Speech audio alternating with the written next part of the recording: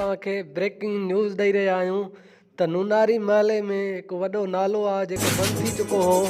एलान न्यूज़ ते उनजी ख़बर हलण खां पोइ इंतज़ामिया तहरीक में अची वई ऐं उनजी सफ़ाई शुरू थी वई आहे। नाज़रीन, हिकु दफ़ो ॿीहर तव्हांखे ब्रेकिंग न्यूज़ ॾींदा पिया हलूं त एलान न्यूज़ ते ख़बर नशर थियण खां पोइ इंतज़ामिया तहरीक में अची वई आहे ऐं नूनारी महले में वॾो गटर नालो जेको बंदि हुयो जंहिंजी सफ़ाई हली रही आहे।